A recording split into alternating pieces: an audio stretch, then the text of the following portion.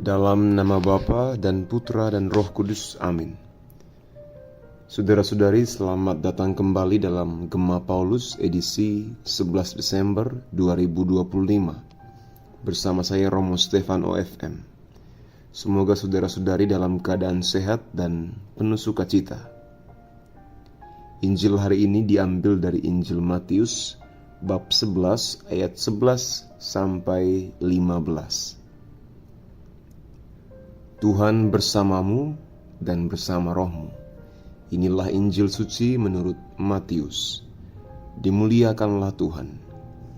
Aku berkata kepadamu, sesungguhnya di antara mereka yang dilahirkan oleh perempuan tidak pernah tampil seorang yang lebih besar daripada Yohanes Pembaptis.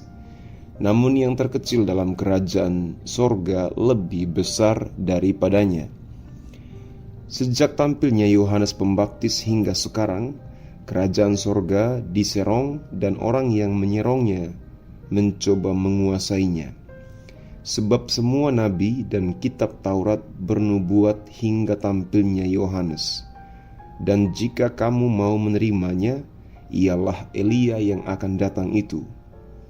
Siapa bertelinga, hendaklah ia mendengar. Demikianlah Injil Tuhan. Terpujilah Kristus. Saudara-saudari, mari kita merenungkan pujian yang luar biasa yang ditujukan oleh Yesus kepada Yohanes Pembaptis hari ini. Dan apa maknanya bagi kita? Yesus memberikan pengakuan yang luar biasa kepada Yohanes Pembaptis. Dia mengatakan, sesungguhnya di antara mereka yang dilahirkan oleh perempuan tidak pernah tampil seorang yang lebih besar daripada Yohanes Pembaptis. Kenapa Yohanes Pembaptis diperhitungkan sebagai yang terbesar? Kebesaran itu tentu saja bukan karena kekayaan, kekuasaan, atau popularitas, melainkan karena perannya yang unik dan istimewa, yaitu dia adalah nabi terakhir perjanjian lama dan juru persiapan jalan bagi Mesias. Ia adalah jembatan antara zaman nubuat perjanjian lama tadi dan penggenapan nubuat, yaitu kedatangan Yesus Kristus. Seistimewa itu Yohanes Pembaptis. Namun Yesus juga mengatakan setelahnya, namun yang terkecil dalam kerajaan surga lebih besar daripadanya.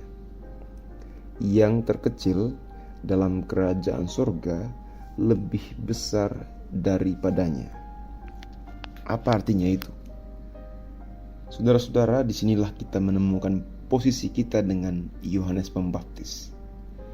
Hal ini menunjukkan bahwa orang yang sudah hidup dalam era kerajaan Allah, yaitu yang telah menerima Yesus Kristus, memiliki hak istimewa lebih besar.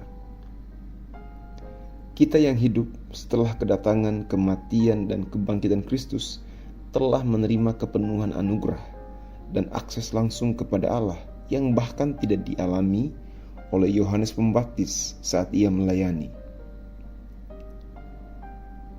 Saudara-saudari, kita adalah bagian yang terkecil dalam kerajaan surga, namun memiliki kebesaran yang jauh lebih mulia, bahkan lebih mulia dari Yohanes Pembaptis saat dia melayani di dunia ini. Kita adalah orang-orang yang menikmati Allah itu. Maka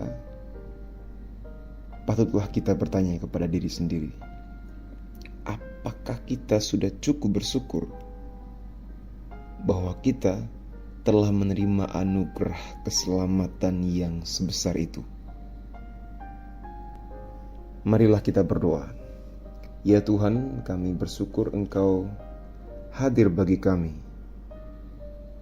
Walaupun kami adalah bagian yang terkecil dalam kerajaan surgamu, tetapi oleh kebesaran rahmat-Mu, kami memperoleh anugerah yang melimpah, yaitulah Kristus, Putra-Mu, Tuhan dan Penyelamat kami. Kami mohon ya Tuhan, semoga kami hidup dengan penuh rasa syukur dalam seluruh panggilan dan perutusan kami. Doa ini kami sampaikan melalui Kristus Tuhan dan pengantara kami. Amin. Tuhan bersamamu dan bersama rohmu. Semoga saudara-saudari sekalian diberkati oleh Allah yang Maha Kuasa, dalam nama Bapa dan Putra dan Roh Kudus.